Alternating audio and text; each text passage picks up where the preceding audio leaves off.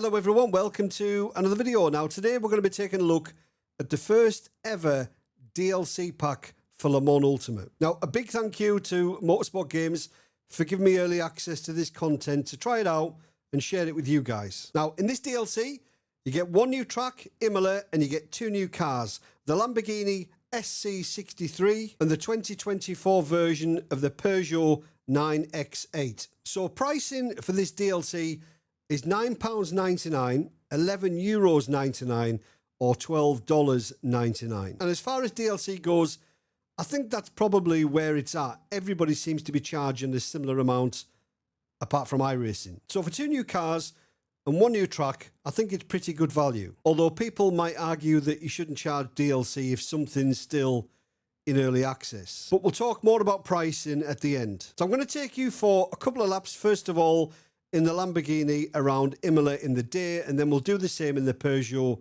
at night. But don't expect any blistering times. I'm driving slow on purpose to show you guys the content. Right, enough talking. Let's get on track.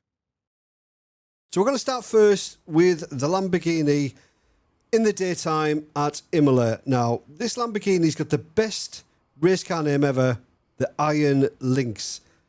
And it also has the best party trick, which other cars on LMU has, but it's the start. So you put it in gear and it's electric until you get up to a certain speed. And then the engines kick in. Oh, isn't that just beautiful? So Imola looks incredible. Absolutely incredible.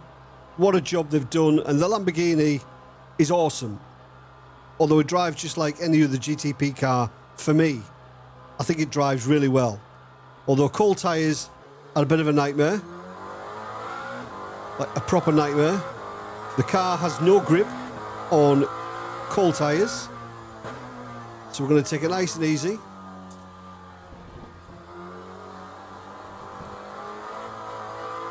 Like, there's no grip.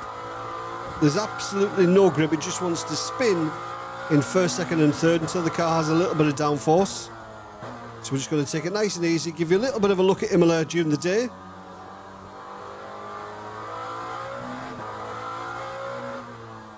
But Imola has all the bumps in all the right places. It feels just like any other modern simulator. You know, they've done an incredible job with the modelling of the track, the bumps, the curbs, the roadside furniture. I think it looks brilliant. What you can see in the distance as well, you know, you're looking at the track, but what you can see in the distance is equally as important for me. And there's a section where you come off the start-finish straight after the first chicane, and you look into the distance and you can see the hillside from here to the left of here. You can see that banking. It looks brilliant. It looks incredible. I'll try and show you what I mean when we get round on this next lap. This lap's just warming the tyres up, or the first couple of laps are literally warming the tyres up because there is no grip, folks. I'm not even joking. We'll try and get some heat into the tyres. So I think you'll agree the circuit looks incredible. It really does. What a job they've done. What a job they've done. So I'll try and show you what I mean now about seeing in the distance and how good it looks. So it's not this one. It's as you come out of this left turn here and you look in the distance, you look at the banking, it just looks so realistic. Like, I've never known that part of the circuit look so realistic. And I know that's not, we're not racing on there, but you want them to look accurate, don't you? You want them to look true to life. And I think this circuit does look true to life.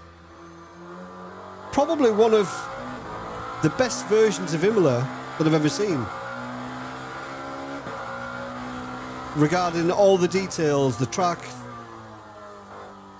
the textures, the lighting. I just think it looks brilliant. This car's not bad either. I haven't really mentioned the car. So this is the Lamborghini Iron Lynx. I can't remember exactly what the model name is. It's 2 letters, 2 numbers. It escapes me for the moment. Is it SC63? Or am I thinking of something else? Right, we'll try and push on a little bit on this lap. There is a real good chance of me throwing this off track, because it does take quite a few laps to get the tyres up to temp. But we'll try and push on a little bit.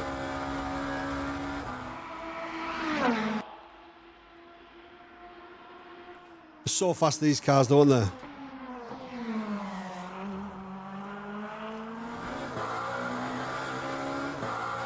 It's still not there. It's still not there.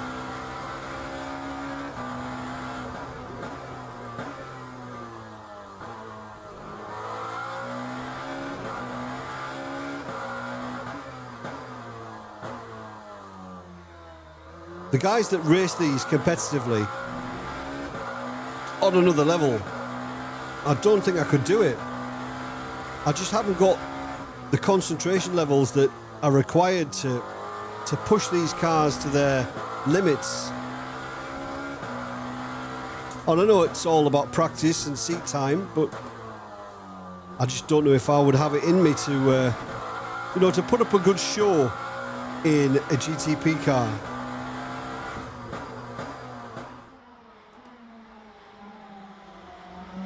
But there we go, that's Imola in the Lamborghini. Great addition, brand new car. The first simulator to have this car. So that's quite an accomplishment for Le Mans Ultimate.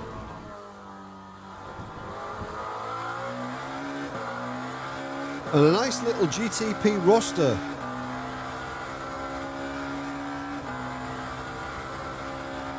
Brilliant, brilliant. Right, let's have a look at the new Peugeot at night, shall we? Right, let's see how Imola looks at night in the Peugeot. Try and get out the garage without stalling. Always tricky. So the lighting looks really good, looks quite realistic. The Peugeot seems quite good, although I did like the look of the 2023 car better. The rear end, there was no rear spoiler as such on last year's car. The rear end of the 24 car looks a bit more conventional with the rear wing. But apart from that, looks very, very similar. We'll just take it nice and easy. We'll just have a look at how Imola looks at night. Looks quite realistic, the lighting so far. But these cars are a nightmare on cold tyres. Yeah, the lighting does look good, I must say. You would expect that though from a modern simulator. All the little street lamps look really nice. Little twinkles occasionally from them. Just adds that little bit of immersion.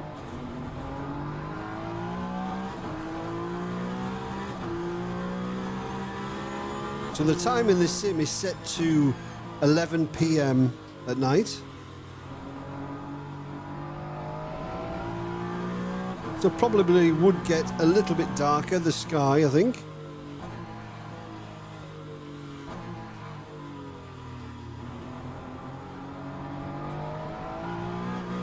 Ooh, it looks good.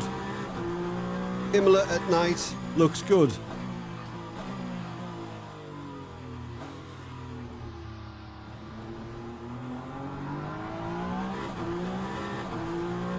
See what it looks like when we pull onto the start-finish straight.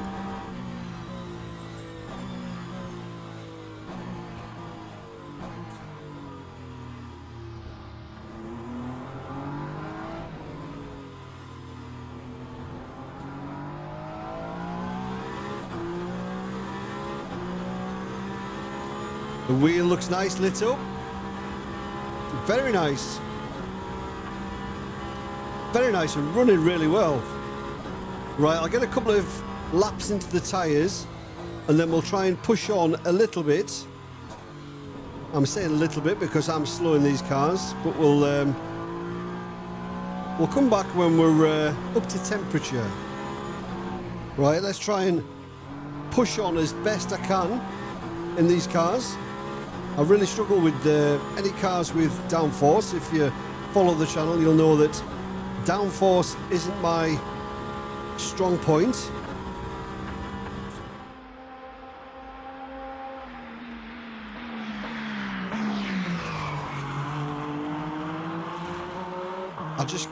I can't ever bring myself to trust the downforce.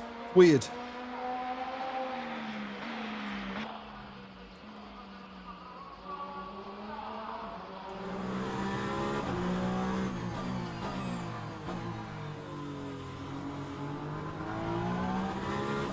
You've really got to be gentle on the gas. It's a bit slidey with the default setup anyway. Probably be able to dial a bit of that out with the setup.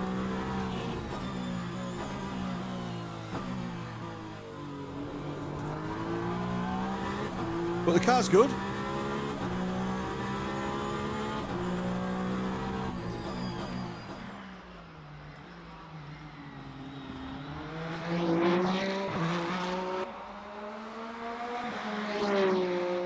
Imola looks good at night.